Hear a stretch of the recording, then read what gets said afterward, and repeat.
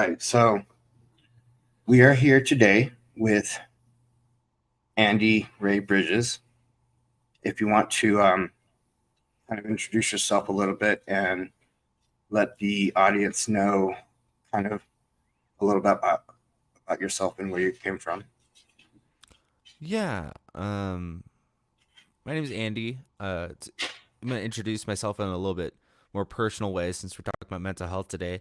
I was born in Albuquerque, New Mexico, and I moved around a lot. Um, and around 12, I realized that things were different for me, and there was a lot of anger and things I didn't understand. When I was 21, I was finally diagnosed with bipolar disorder. Um, and I'm now turning 28 in May, and still kind of writing that. And there's other things too, but basically, when you live with bipolar disorder, it's or for me, it was important to pursue understanding. It's a disorder that creates a lack of control. So for my control, it was studying and understanding CBT, DBT, and psychology, and hoping to better understand the kind of mental health topics that we're going to Okay. discuss today. Sweet, sweet. Um, I am AJ, and I've grown up with, I believe, genetic depression. Um, there was also some life stressors in there, like um, biological mom. She was Jehovah Witness, so that's what she tried to raise me as is Jehovah Witness, which is a very strict religion.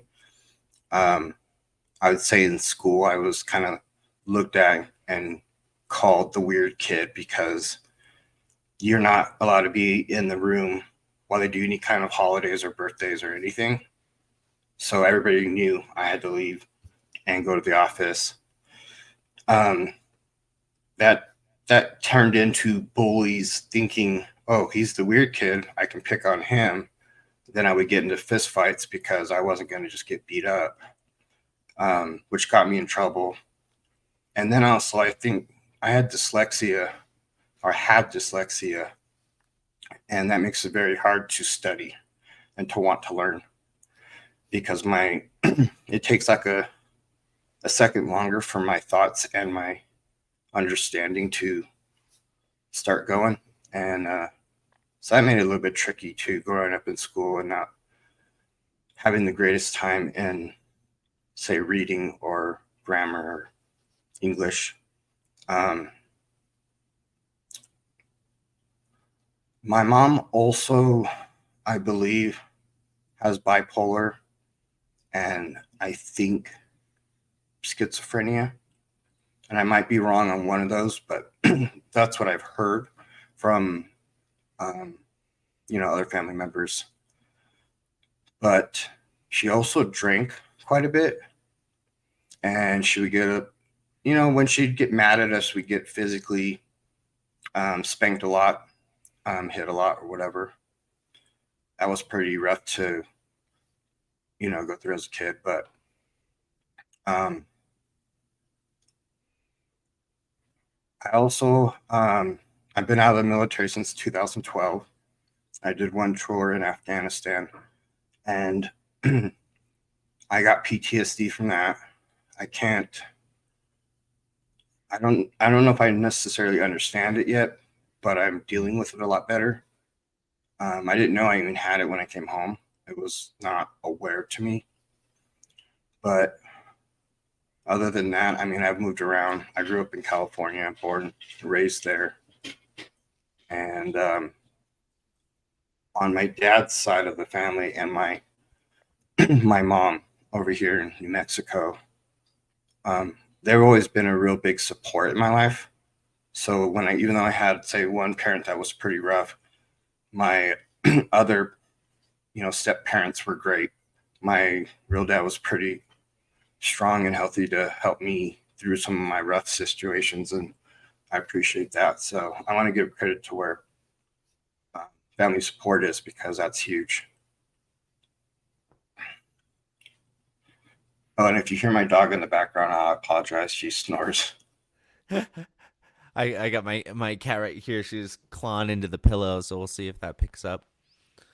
Hey, cats are nice and quiet, kind of smooth. Mm-hmm. Cool. So, do you want to start by kind of dissecting mental health in the different um, areas? Yeah. It's very interesting because there's there are mental illnesses that you are born with or genetically prone to. Um, they all tend to come around in late teens, early 20s.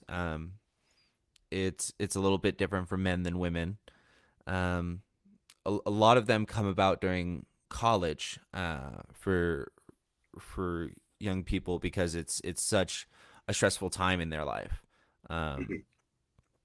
but we're learning that things like bipolar disorder um, and other genetic ones can be brought on earlier by the use of marijuana or alcohol. Um, there used to be this thing. Thankfully, it's a used to called spice, K2, weed, incense, whatever you called it. It was just this legal thing that you could purchase. That's just openly available.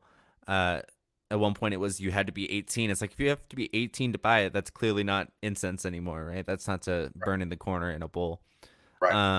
But now we're seeing years later, the studies are coming together where it's like, no, that brought people out, and what I mean by that is, like I personally started smoking, um, K2 at like 15, 16. So when I would have become bipolar by 22, I instead became bipolar by 16. Um, and so just imagine all the hormones of a teenager, right, and all that stuff. But on the other end of it, it's the kind of thing where alcohol specifically creates this sense of sedation, right? And so the relationship with mental health and substance abuse is really interesting to me in that it's cyclical. Someone will have mental health issues and they will seek sedation or stimulus, and then that creates other issues or in turn increases the issues. It might feel like it's helping, but long term, on a scientific level, things are going poorly, and you don't even realize it. And so you think, oh, I need more of this substance. Oh, my tolerance has gone down. Um, and it's scary because when someone who already has mental health issues is actively increasing it and thinking they're helping themselves, or if someone who has depression and anxiety, but they drink consistently, a lot of those people can no longer have depression and anxiety um, without that intake. And that's really where it comes down to the difference for me between like mental illness and mental health disorder. Because everyone has a little bit of mental health disorder. You know what I mean? Everyone's a little bit BPD. Everyone's a little bit uh Social not anxiety. yeah, everyone's a little bit OCD is what I meant to say. Everyone's a little bit OCD. Everyone's a little bit this or that or whatever it is. There's no true literal neurotypical person. There's no such thing as neurotypical. It doesn't exist. Uh, I Right, could go right. on for right. I don't know, but there's some things that we're born with too, and that's interesting. I think the key thing is therapy and exercise and good health for me. Those are definitely good options out there for sure. I did, I would say, a year and a half to 2 years, I think maybe, Brazilian Jiu Jitsu for a while after the Mm, military. And I was clean and sober at the time. Not, I mean, not 100% sober off alcohol, but mm-hmm. we were spending like six days a week in the gym, and that was amazing for my mental health. It was amazing for my PTSD and my confidence level and my social anxiety. It was like it almost took it away. But the working out, the eating healthy part is easy if you put it into like repetition. Um, Yeah. if you like say cook, then cook several times a week. 3 or 4 times at least. Cook something healthy, and then you'll get used to at least cooking something instead of ordering McDonald's or something, right? But I also agree with that. There's stuff that you're born with, and um, exercise is good for mental health and I was gonna for your say with the self Brazilian image. jiu-jitsu, um, it's any stuff like that is awesome because it's breath work, like Tai Right. Chi and Brazilian jiu-jitsu, yoga, anything that involves breath is really great. I do yoga now, and some light kind of kettlebell type Mm, exercises. I hate running, but I mm. also have lower back pain and neck pain also. So it's rough to go work out for an hour, but um, definitely breathing, meditation. Meditation helps me a lot to ground myself, to slow my thoughts and to slow my thinking process of like things that might be stressing me out. It definitely helps. Um, Therapy does help. I've been to numerous therapy sessions, groups, um, sobriety groups. Um, Not to say church can't help for people, because I think it can help a lot of people.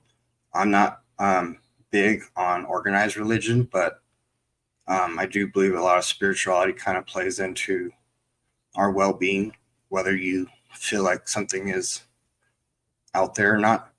Yeah.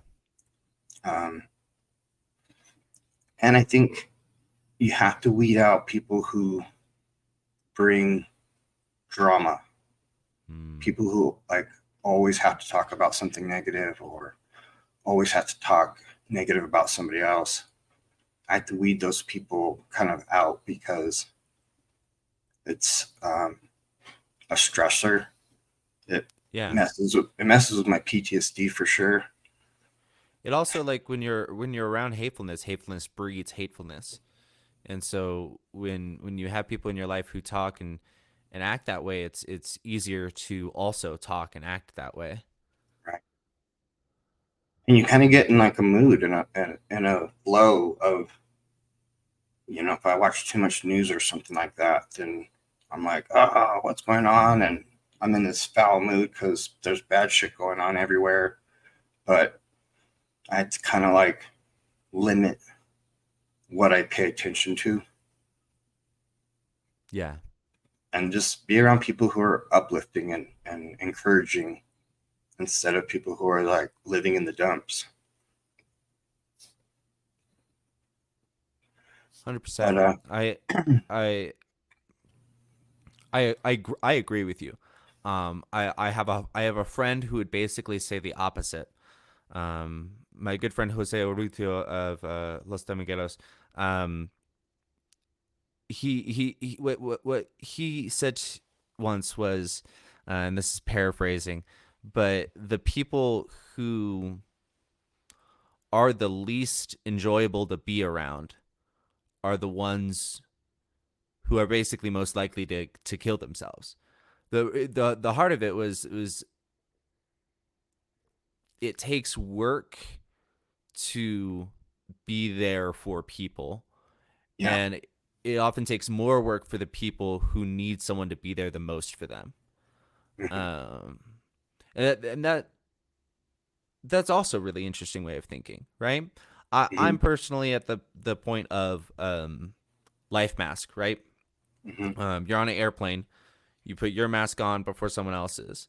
I know that for me, I have a very low threshold for negativity and hatefulness, and it it messes with my anxiety and my PTSD as well. So I'm in the same boat as you, where I try to remove those people, but I've also been trying to just like actively negate it. Um, like if someone says something to me about someone else that is hateful, I can choose as a participant in that conversation to be like, or don't say something awful. Right, and if right. and if I say that enough times and they get upset, it's like, okay, then I guess we're not compatible, right? If this isn't something you want to change about yourself, if this is how you want to lead your life, and we just know clinically that it's really awful to follow. It can be awful to follow your choices based on the perception of other people. You know what I mean? Hmm. I'm I'm definitely for reaching out to when I see other people hurting Yeah. because I have a heart and I actually care. It's part of the reason why I served in the military is because I care about my country and um, I felt like it was a debt of gratitude I could pay back. Yeah. Um, but a lot of times sick people don't want advice or help.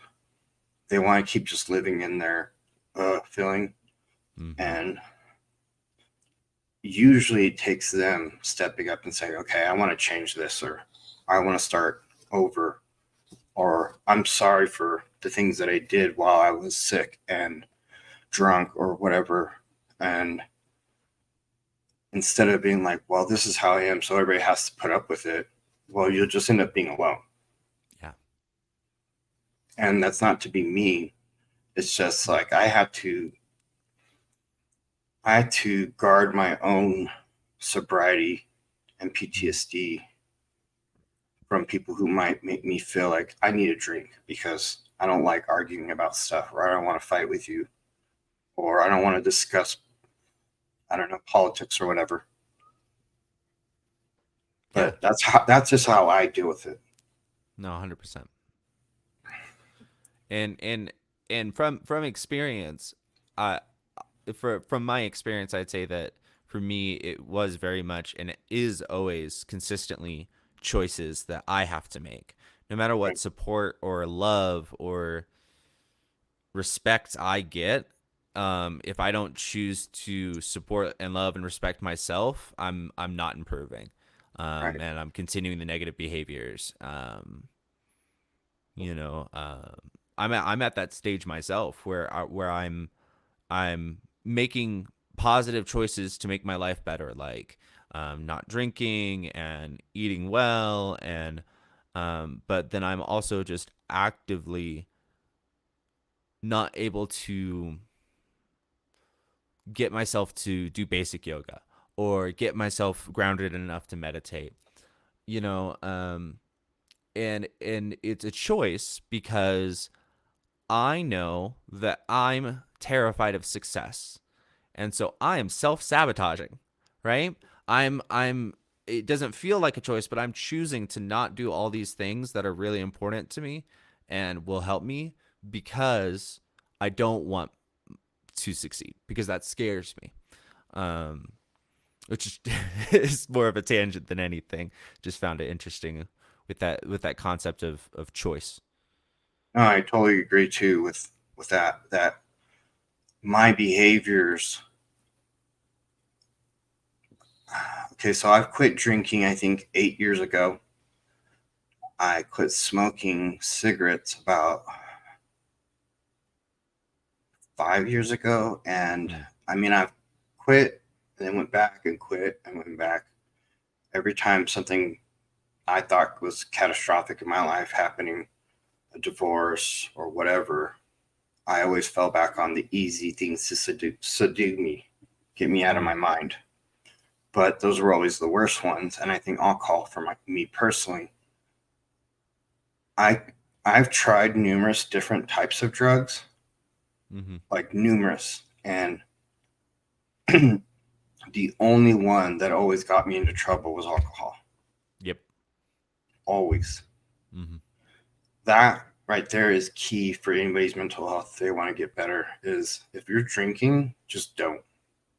Um, the other thing is like picking up healthy habits instead. So like I paint now, I grow. Um, I have a dog I take care of. a house I gotta maintain and help with, and a wife that I gotta kind of be there for also. Yeah. So I pick other little things here and there to keep me busy when I feel the world is kind of spinning out of control or whatever. Yeah. I think another really important thing you do is process your thoughts.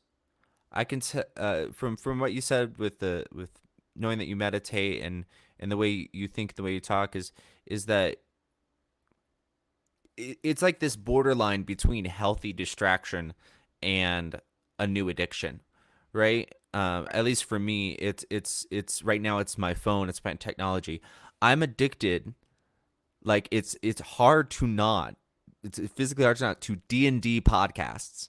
I it's just the thing and you can blame hyperfixation and ADHD or whatever it is, but it feels like addiction in the way I'm having to like quit it.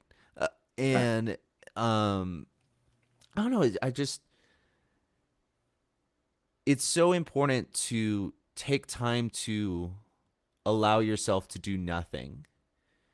And it's so hard for me and I believe for others with PTSD or racing thoughts from ADHD or anxiety that just that silence is deafening because it's never quiet up here, you know.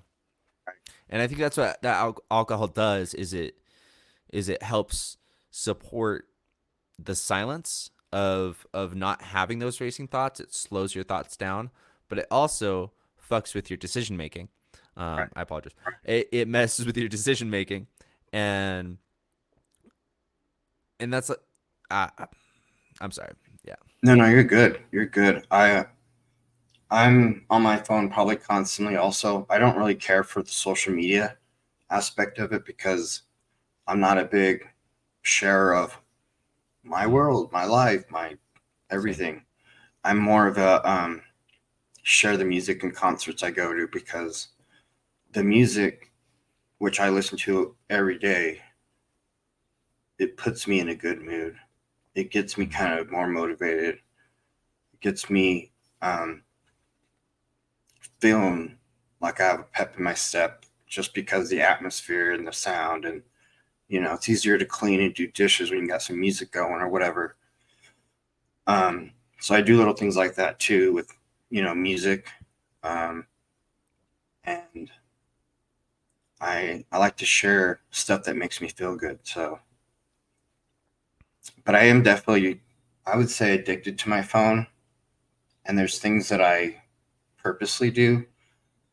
Um, if I feel myself tensing up and getting a little like, then I turn my phone off. I set off to the side, put on some music, and I just chill and maybe read a book or something. But I, if I go somewhere in the car, I leave my phone in the car instead of take it with me Yeah. because when I'm in lines, I get really tense and I'll want to look at my phone, just start swiping on Instagram or whatever. And I try not to have that. I try to sit with those feelings. Yeah. I mean, I guess this kid is screaming in front of me. What do I do? Okay, yeah, kids scream. All right, yeah, all right, okay, they're almost done. You're good. All right, go. And then I'm through that, Yeah. and it's like every time you do that hard thing you don't want to do, it makes you stronger. Yeah. And it's a skill, you know. So every time you do it, you get better at it, and the things that were hard become easier. Right? 100%. Definitely. It's like well, it's all behavior, but it's like muscle memory. It's like everything that you practice every day becomes easier and less thought about. You just do it. And certain things are definitely healthy, some things aren't. I'm a snacker now because I smoke cannabis and it makes me feel more calm and slows my thoughts down, but it also makes me hungry. So when I'm anxious, I snack. And, for a while there, it was candy. And, oh, I love chocolate, I love sugar, whatever. And then it Mm-hmm. became more like, say, nuts and beef jerky and fresh fruit. So, like, I'm slowly, little by little, getting healthier and healthier. Um, I definitely would like to lose some weight, but I think every day you have to kind of wake up and say, this is a new day. I'm going to try from here on out. Every day after that doesn't count anymore. Like when I got sober, I didn't count my days or my years. Yeah. I just said I'm a non-drinker. You're done. Yeah. I'm a non-drinker. I've been sober for a while. I Yeah. don't know what to say. Like I think counting it kind of keeps you in that mind state of I used to be a drinker and I'm trying not to be, instead of saying I'm no longer a drinker and I got other things I like. Yeah. Um, And I like no longer a drinker compared to, because I do agree with the concept you're always an alcoholic, right, but I'm no longer a drinker is right. a really strong statement. I mean, I used to Um, not. I couldn't be around people who drank for a while. I mm, would like lose my mind when I yeah, wasn't drinking, and then I don't know. Once I got off the fence, and I was like, I no longer drink. I no longer care about that. Makes you a shitty person when you drink. Honestly, everybody at concerts who are drunk are always being super rude. Um, or even at bars, people who get too drunk, super rude. But now that I go to places and record these local shows, and I see a lot of drinking because it's at breweries like Echoes, um, it's a reminder why I don't drink, yeah, because I see how other people act. yeah. And that's the thing, because like marijuana is proven to, especially because we are just messing with strains and isolation to the point that everything is just straight THC to the brain. It's proven to increase anxiety, cause schizoaffective symptoms um, in people with bipolar, uh, and increase these symptoms with people with PTSD. Um, and then it becomes about balance, um, where you have to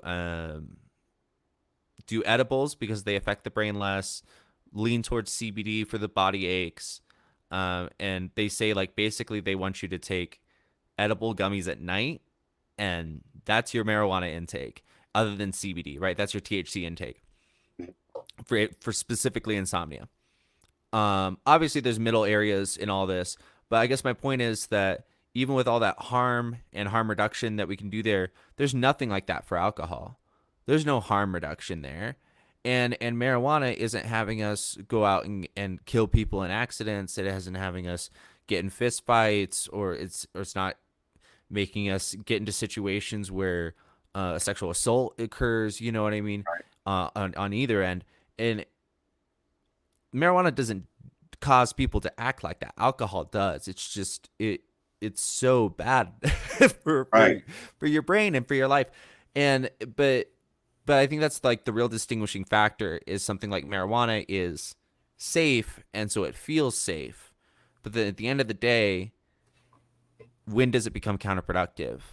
I know when I was dabbing half a gram a day, and like dabbing and then throwing up and dabbing and then throwing up, that's too much marijuana for me. I've learned that, Yeah.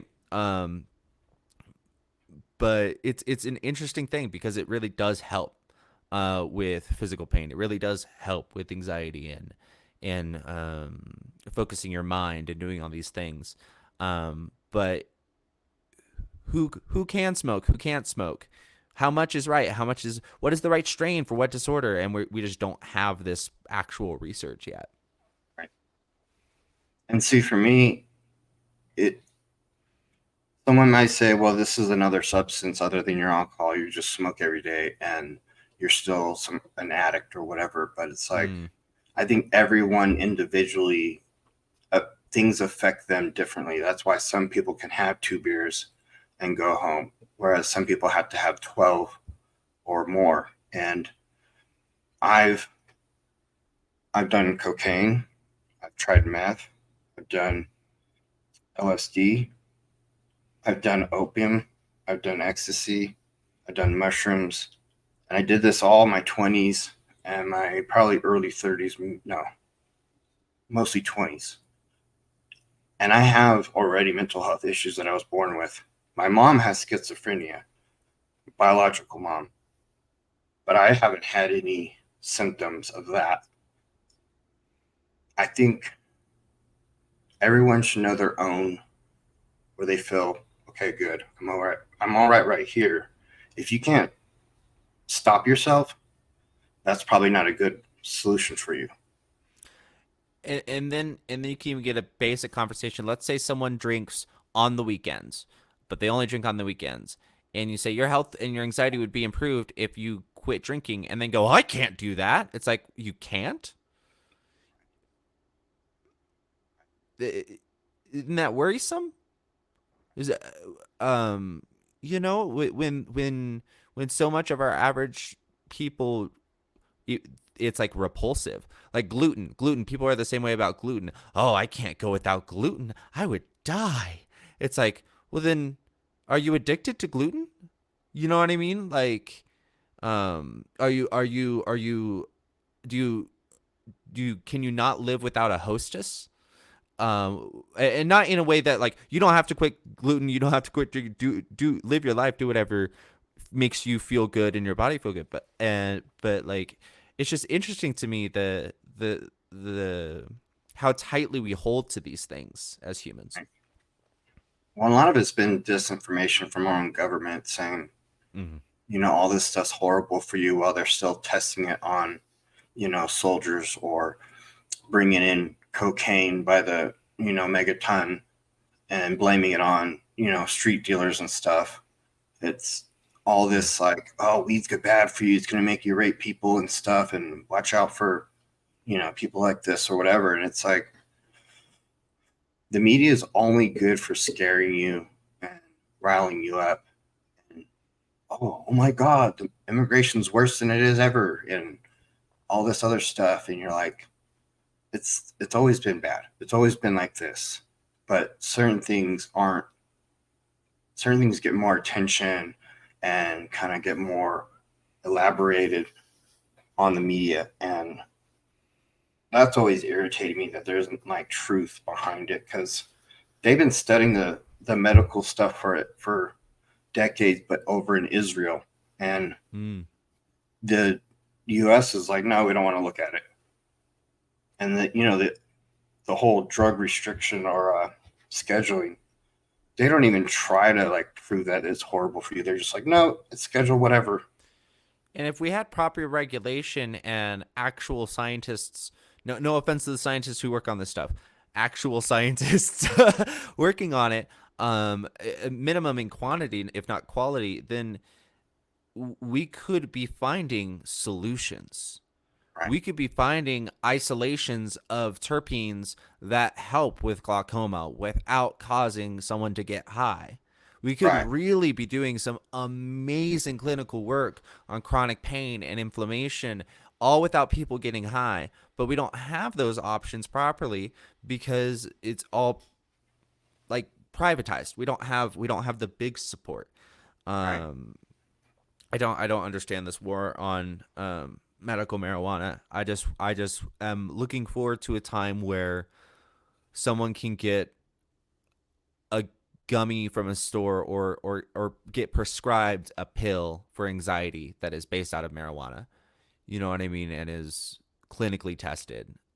Because right now everything you buy, it's it, it's legal, but it's not clinically tested Right. medicine.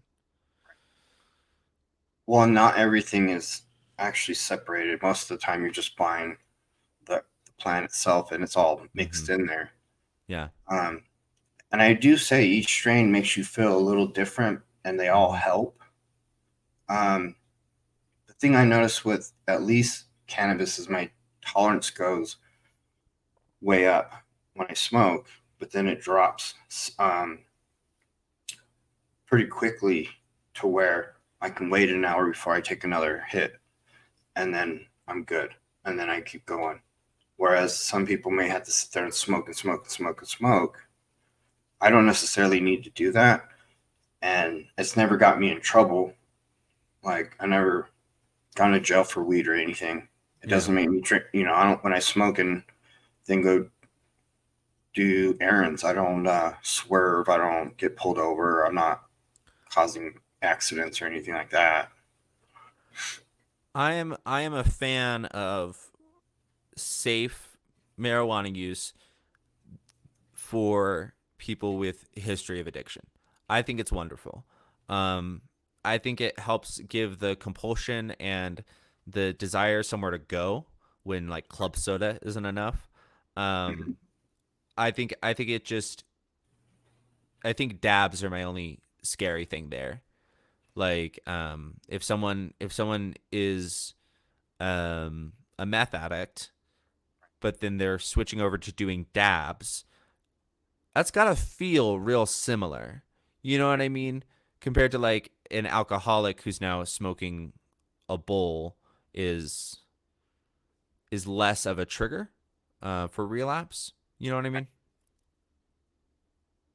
We do dabs here, um, but it's like one, I don't know, every 3 nights maybe. It's kind of like Yeah, taking a shot of something if you had some yeah, friends over. But I don't sit there and like do 5 dabs. right, You know what I exactly. mean? It's like kind of like a ooh, and then that was nice. But I don't have to do a whole gram. Because I've you seen you people who you dab a whole medicate every gram. You're day, like, what so the the hell? dabbing for you is the recreational thing, right? Right, You're right. doing the dab recreational because you smoke daily for that makes perfect sense. That's great. But I've been a better person since I smoked. I think I'm much more Mm. thoughtful, I guess, or Yeah. perceptive of other people's feelings or needs. I don't care about myself only, that's when I drank. I only cared about myself when I was drinking, Yeah. and I was very selfish. But um, it's funny because I always bring this up with other people. But Michael Jackson, Mike Tyson said on an interview when he started smoking pot that it made him love himself more, Mm. and that he's never felt that like love that he was looking for from somebody else. It made him love himself, and that's always like kind of stuck with me. Yeah. And But on a scientific level, um, the dopamine and the endorphins that get fired off by marijuana can often be a replacement for someone who was born without enough, right, right? And it helps us then regulate.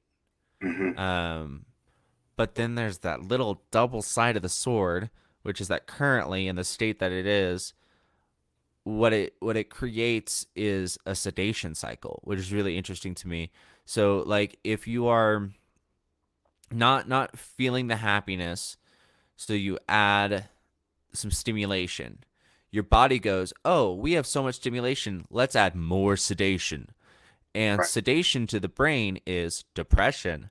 So, and stimulation is anxiety. So, if we're when we're using a depressant or a stimulant, our body then gives us the other end of it as a response on a chemical level. So, the initial intake makes us happy, but then our brain gives us more depression in the long run, which is just why I probably need to take one soon, actually, before I keep smoking again. But like tolerance breaks, you know what I mean? right, right. Let your chemicals reset.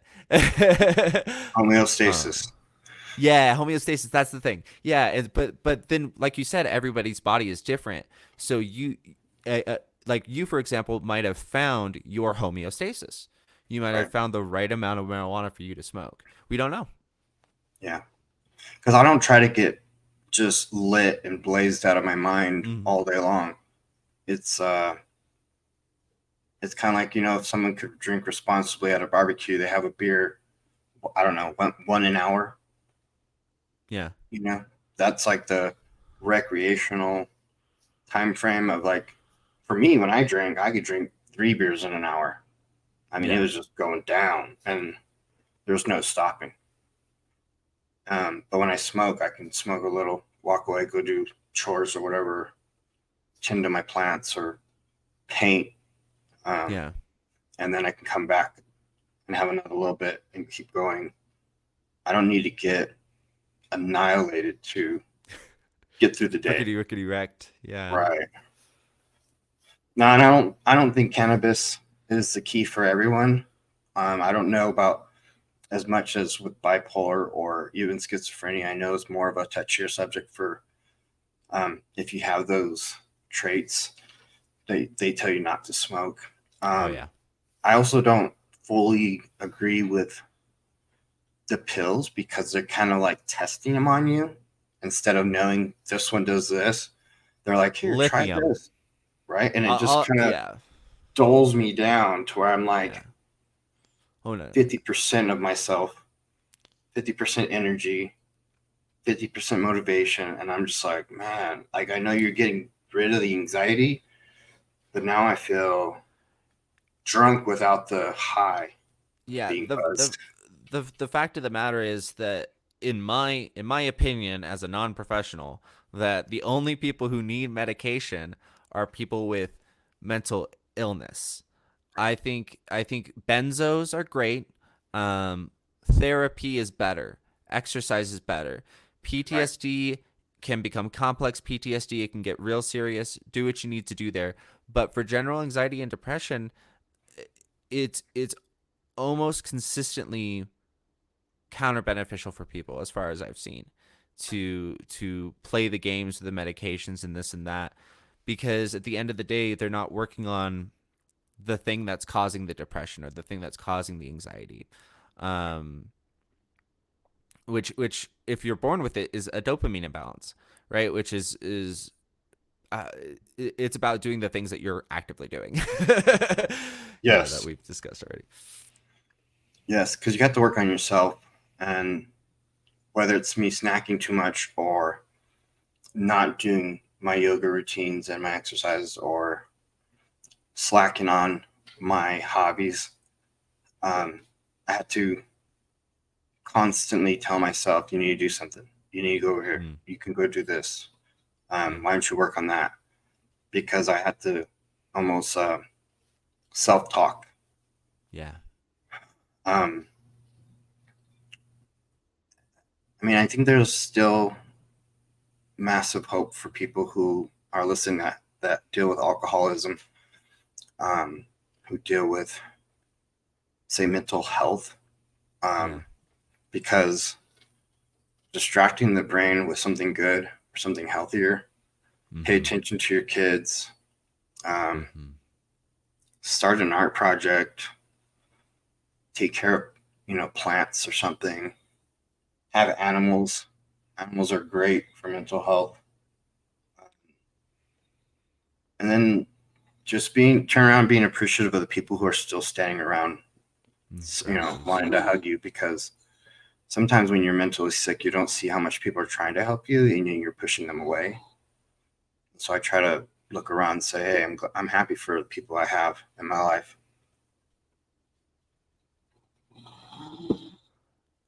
I I did want to tell you one last thing Huh. that I think is so interesting. It's called the polyvagal nerve theory. There's a nerve that runs from our brain down under into our chest and then wraps around our organs. And this nerve controls the fight or flight system of the body, and it's a Oh, okay. physical thing. So that means that we have a muscle kind of like a physical thing that controls fight, flight, and fawn, which, as we know, is anxiety, anger, um, and fawn is like a complete shutdown. Hmm. So what's cool about that is because it's physical, we can physically affect it.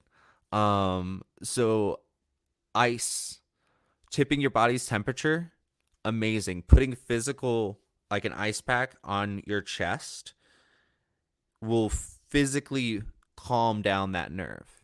Hmm. Um, any kind of breath work stuff, like we were talking about before, yoga, tai chi, so many things, all the calming, self soothing. But my favorite one, singing. And singing works amazingly because it vibrates. It physically vibrates the vagal nerve as it passes down the front. Oh, It, that's dope. it, and so we're and this is all new information in the last like 5 years, right? We're always learning things. There's always things that you can do, and there's the little things that you do. Is my point. Any little bit of gratitude or goodness or positive exercise for yourself, um, you will be rewarded for it. Right. It's worth doing. That's another thing too. When I play all these different reggae bands and music all day long, I'll sing along as I'm doing my, taking care of my dog or dishes or Mhm. something. I'll sing along, and I didn't even know about any of this information at all. So that's interesting. I think for people who are just starting out and they're really struggling, they haven't really don't know where to go yet. I think the first thing you do is find somebody who's willing to listen to you and talk Mhm. about the things that bother you. Because the more you say it, the less power it has. The more you get used to thinking about it, the more you can sit there with all those feelings, the more you can kind of digest it. So Yeah. just finding a therapist or a family member or whatever, Eh, because YouTube doesn't like the S word, but instead of thinking that's my only option is to get out, is to harm myself, tell somebody else that you feel like that. But tell someone you trust that you know is not going to just call, you know, the ambulance to come get you right away. Talk to someone who will just sit there and listen to it and let you get it off your chest. And then the more you do that, it gets a little easier and a little easier. And if you're ever wanting to reach out to a friend to vent, just let them know, because people's first reaction is to help problem solve, and sometimes that's not what you need. So just Right. let them know, hey, I just need a vent. Right. Most of the time, we just want to be heard Yeah. because such something trauma happened that's been bothering me. I have whatever issues. And sometimes I just need to say, hey, this is what happened. There's nothing you can do about it, but I appreciate you just, you know. So whether you're a vet or anybody else who's dealing with mental health, if you want to come on here and talk to us or me, right, or whatever, please, please email me. I will leave a link. Um, Andy, I just met you, a week ago. Honestly, didn't know what you even look like until right now. And you seem like a pretty cool dude. And I hope that we can maybe do other shows later on. Yeah, that'd be great. Sweet, man. Well, I really appreciate you even coming on and talking about such an important topic with me. Thank you for having me.